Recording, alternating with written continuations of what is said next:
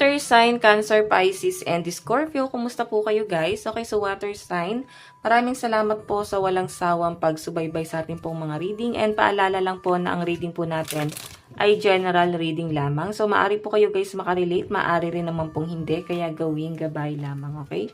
Tignan po natin gabay kapalaran po ni water sign. Water sign. Cancer, Pisces, Scorpio. Gabay kapalaran po. Meron po tayong, wow, napakaganda nito water sign. Mukhang ikaw ay siswertihin na ngayon. Ayan, naramdaman mo yung paghihigpit mo sa pera mo. Naramdaman mo yung kahirapan. Ayan, ang daming problema. Pero guys, nakita ko, eto na yung swerte mo. Para kang nanalo sa loto. Okay? So, I think, ibibigay na sa inyo guys yung reward mo sa pagtsatsaga mo, no? Tignan pa natin. O, yung iba sa inyo guys, kung meron kang inaantay dito, eto na. Eto na, dumating na. Meron po tayong course. So, iba sa inyo guys, ayan, mag-cleanse ka. Kaya nauudlot yung swerte mo kasi may sumpa. Okay, may nanunumpa sa'yo, nakakaingitan ka. So, hindi ka aware guys na nako-course ka dito. Okay? Meron tayo guys, sweetheart. So, pagdating guys sa relationship, siguro nagpaplano kayo ng person mo na bumuo na, no, ng sarili niyong pamilya. Okay? Pero yun nga guys, mukhang hindi kayo mabiyayaan. Ayun nga guys, dahil hindi kayo mabiyayaan, nag-focus na lang kayo pareha sa inyong kaperahan. Pagpupundar, okay? Para sa future nyong dalawa, sa pinapakita sa akin. So, ayan. Tignan pa natin guys, ano pa pong ipapakita.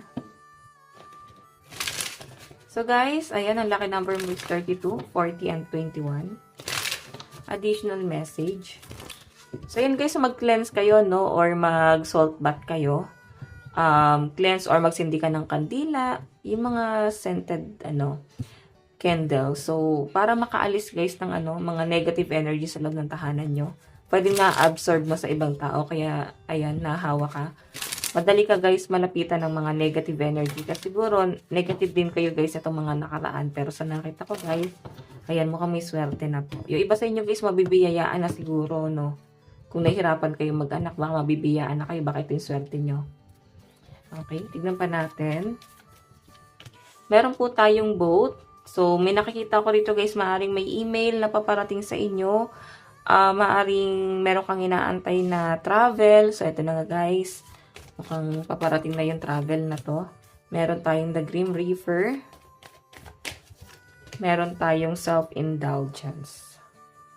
So, water sign, maaring may bagay dito na hindi nyo na guys mapagkasunduan ng person mo. Kasi the relationship is over, no second chance. Grow and transform your life. Ibig sabihin, may nafo-fall out of love. May nagbabago na. Ang sinasabi rito guys, kung ikaw ay single, focus ka na daw sa sarili mo at focus ka sa sarili mong pag-grow. Dapat meron ka ng baguhin sa ginagawa mo araw-araw. Okay? Or pwedeng sa mindset mo, kailangan merong mabago guys. Self-indulgence, puro to guys sa sarili, no? So I think, ikaw, sa mga susunod na mga araw, mas mag-focus ka sa sarili mo. Yun yung para bang mas pagtutuunan mo ng pansin. Okay? So tignan pa natin pagdating sa love life mo. Sa love life naman po ni water sign.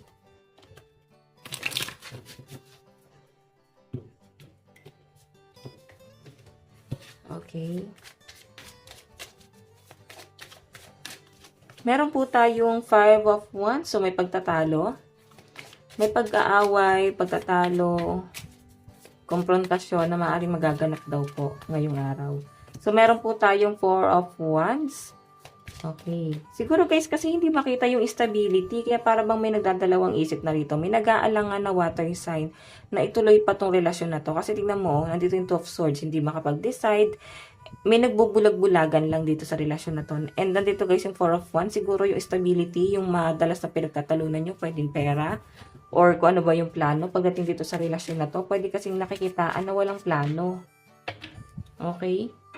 So, yun yung pinapakita sa akin. Baka may paparating pa na iba sa inyo. And yung iba sa inyo guys, kasi water sign, nakapokus ka rin sa family mo.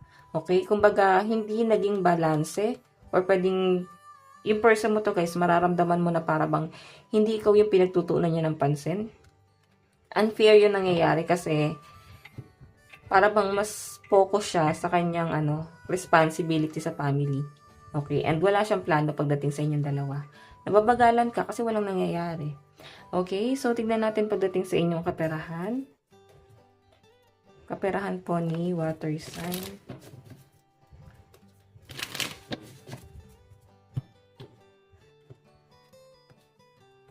Okay.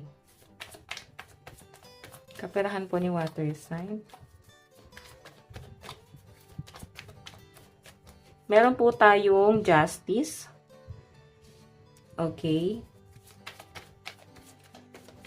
Meron tayong 6 of cups. Oops. Wait lang po. Tumatalon yung card, no? Ang dami sigurong gusto sabihin sa inyo ng mga spirit guide mo. So, ayan. Tignan pa natin. Pagdating sa kaperahan ni water sign, meron tayong page of swords. Okay, so guys, ayan na. May nakikita akong paperworks, documents, requirements, kung ano man to. Maaaring ikaw ay may lalakarin, aayusin, mga documents. Pagdating sa may parang gagamitin mo para makapagbiyahe ka or sa applyan mong trabaho. Meron tayo dito guys, 6 of cups. Siguro iba sa inyo, iniisip mo yung anak mo, siguro, ngayon walang trabaho yung iba sa inyo, iniisip mo yung sustento ng bata. Hindi ka makapag-provide. Hindi mo masustentuhan. So, meron tayo guys, page of swords.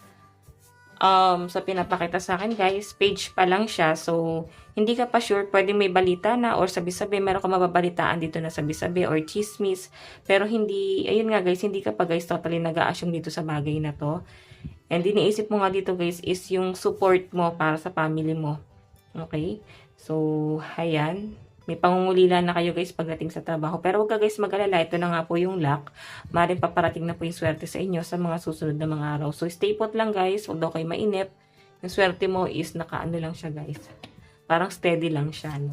So guys, tignan po natin ang inyong advice. Meron tayong balance, harmony, equilibrium, centered and calm. So ito rin yun guys. So justice. Kailangan magkaroon ng balanse. Kung feeling mo sobrang emotional ka na, sobra-sobra, so guys, focus ka lang doon sa negative and positive. Ibig sabihin, dapat balance lagi yung dalawang yan, no? Walang lamangan. Okay, so guys, ito lang naman po ang inyong reading. Hanggang sa muli, God bless and love you all. Bye-bye po!